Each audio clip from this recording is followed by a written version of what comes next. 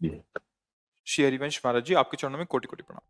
प्रभु जी, मैं पिछले 1 वर्ष से आपको सुन रहा हूँ और राधा जी की कृपा से कुछ परिवर्तन भी हुआ है। प्रभु जी, आपको सुनने से पहले मेरे मन में 84 लाख योनियों से बाहर निकलने का प्रश्न उठता था, तो बहुत व्याकुलता होती थी और असंभव सा लगता था। पर जब से आपको सुन रहा हूँ, लगता है कि संभव है, लेकिन क्रोध, काम, लोभ आदि पर विजय के बिना ये संभव नहीं है। और क्रोध मुख्य रूप से मुझे बार बार गिरा देता है, जिसके कारण मैं फिर से शून्य पर खड़ा हो जाता हूँ। महाराज जी, मुझे इससे कैसे अभी जही विधि होई, नाथ हित मोरा, करो सुबेगी दास इसी से हो तुम्हारा। जाएगा। ये जो चौपाई बोली ना, इसी से। जेहि विधि हो ये नाथ हित मोरा, ये आत्मसमर्पण है कि मुझे पता नहीं कि मेरा हित किसमें होगा। हे नाथ, मैं आपकी शरण में हूं। तो इस चौपाई के उत्तर में भगवान क्या बोले थे? हित ही नहीं, जेहि विधि होई है परम हित, नारद सुनो तुम्हार। वो हित की बात बोले थे, भगवान परम हित की बात बोले थे। अब हम अपने प्रसंग पे आते हैं, जो आपका प्रश्न है कि हमारे अंदर काम, क्रोध, लोभ, मोह, मद, मत्सर हैं। वास्तविक आपके अंदर नहीं है। धैर्य पूर्वक देखिएगा, ये होते तो हर समय रहते ना। ये आगमा पाइनो अनित्यास्तास तितिक्षस्व भारत, भगवान कह रहे हैं। मात्रा स्पर्शास्तु कौन्ते शीतोष्ण सुख दुखदा, आगमा पाइनो अनित्यास। ये आते जाते हैं, ये स्थायी नहीं रुकते हैं। ना सुख रुकता है, ना दुख रुकता है, ना कोई विकार रुकता है। हाँ, निर्विकार स्थिति एक रस जब आ जाएगी, तब परमानंद का अनुभव होगा। पर ये स्थायी है, पहले ये बात तो मानना छोड़ो। हर समय कामी रहते हो क्या? हर समय क्रोधी रहते हो क्या? हर समय मोही रहते हो क्या? आप विचार करके देखो। ये तत्काल संग परिस्थिति के अनुसार ही एकदम प्रकट हो जाते हैं, ऐसा लगता है। जैसे हम गलत दृश्य देखें, गलत भावना में, तो हमारे अंदर काम आ जाएगा। हमारे कामना के प्रतिकूल, हमारी मान्यता के प्रतिकूल कोई व्यवहार करे तो हमें क्रोध आ जाएगा। हमारी कामना की पूर्ति हुई तो लोभ आ जाएगा। पारिवारिक संबंधों की प्रियता बढ़ी तो मोह आ जाएगा। क्रिया की प्रियता बढ़ी तो अहंकार आ जाएगा, मैंने ये किया, मैंने ये आने जाने वाले स्थायी तो है नहीं। भगवान कह रहे आगमा पाइनो अनित्यास तास्ति तिक्षस्व भारत। अब इनको दूर कैसे करना है? तो भगवान ने कहा तास्ति तिक्षस्व भारत, सह जाओ। जैसे क्रोध आ रहा है, अब हट जाओ वहां से, मौन धारण करो। राधा राधा राधा राधा। मन कहेगा एक बार तो गाली दें, एक बार तो हम बात करें, क्योंकि क्रोध आया। क्रोध में दुरुक्ति, दुरुक्ति माने गाली।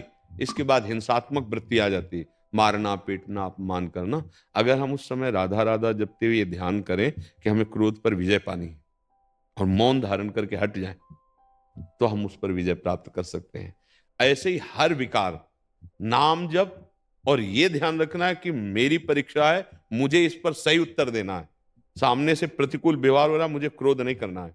अगर हम गंभीरतापूर्वक सही उत्तर दे पाए तो ठीक, नहीं तो हट जाएंगे। हट जाना भी विजय मानी जाएगी। वहां जीतना का अगर अपने अंदर बल है तो जीत सकते हो, नहीं तो हार जाना भी जीत है। यहां हट जाओ, उसको बोलने दो, उसको व्यवहार करने दो जैसा, हट जाओ। थोड़ी देर के बाद क्रोध शांत होगा आपका। अब उसको, जो आपने क्षमा के द्वारा अपने को संभाला, वो क्षमा उसके लिए दंड बन जाएगी। उमा क्षमा श्रापोते भारी, अपने कर्म जाय अपकारी।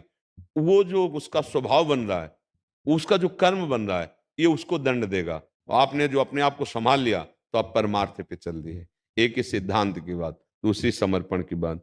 हम कामी हैं, क्रोधी हैं, लोभी, जैसे अपने प्रभु के हैं और नाम जप कर रहे हैं, आप चिंता न करो, इससे भगवत प्राप्ति हो जाती है। भगवान कह रहे ना, देशाम हम समुद्धरता मृत्यु संसार सागरा।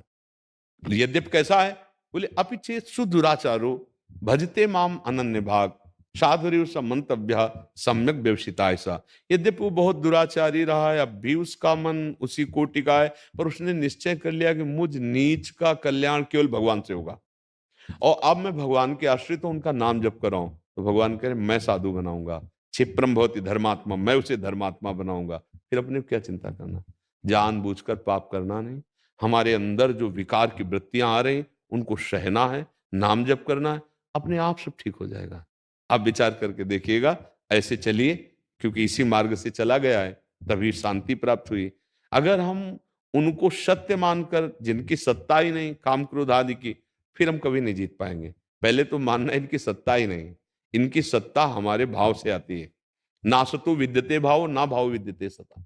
सत्य का कभी अभाव नहीं, इन असत कामादि क्रोध की कभी सत्ता नहीं है। इनको हम स्वीकार करते हैं। आप जो भगवान के अंश हैं उसमें कभी काम आ ही नहीं सकता, कभी क्रोध आ ही नहीं सकता, और इस शरीर और अंतःकरण पे इनका प्रभाव पड़ता है। अब आप अपने को शासन में लाइए, अगर काम आ रहा है तो धर्मयुक्त पाणी ग्रहण संस्कार की हो, गृहस्थी में हो तो वहां ठीक है। क्रोध आ रहा है तो अंदर पी गए, शांति से सह गए। मोह आ रहा है उनमें भगवत भाव करो, पुत्र में, पत्नी में, माता पिता में, सब भगवान विराज। हर विकार को हम भक्ति बना लेते हैं, तभी हम चल पाएंगे। अच्छा, ये बात साधन की होती है, और एक अंदर से विश्वास कर लो, लोहा कभी सोना नहीं बन सकता, लेकिन पारसमणि के सेकंड के स्पर्श से वो सोना बन जाता है। हम इस दुरंत माया को नहीं पार कर सकते, लेकिन भगवान के भरोसे पक्का पार हो जाएंगे। जैसे हम नौका में बैठे, खेवैया खे रहा है, हम तो लहरें देख रहे हैं, ऐसे हम भगवान के आश्रित हो जाए। अंदर से वो तुम्हारे अंदर भाव है, हम देख पा रहे हैं। अंदर से तुम जो भाव ले लो कि प्रभु मेरे बनाए ना बने की कोटि कल्प लो, आपके बनाए बने की पल पाव में। नाथ, मैं 84 लाख योनियों से मुक्त होना चाहता हूं, पर मैं करोड़ों जन्म तक साधना करूं तो मुझे लगता है नहीं मैं निर्विकार हो पाऊंगा। और आप चाहो तो एक मुस्कुराहट से हमें निर्विकार कर सकते हो। अंदर से बार बार प्रार्थना, नाम जप, और ये दृढ़ विश्वास कि इसी जन्म में मेरा काम हो जाएगा। ये हम शास्त्रीय बात करें, आशा बंधा समुत्कंठा नाम गाने सदा रुचि। आशा बंधा, ये दृढ़ आशा कि अब तो मेरा कल्याण हो गया। क्यों कल्याण ना होना होता तो संत समागम न मिलता, कल्याण न होना होता तो मैं शरणागत नहीं होता। इसका मतलब मेरा कल्याण पक्का है। आशा बंदा और समुत्कंठा नाम गाने सदा रुचि, उत्साह पूर्वक राधा राधा राधा राधा राधा। बदबूदार कूड़े से इस आदमी ने खुद बनाया करोड़पति बनने का रास्ता।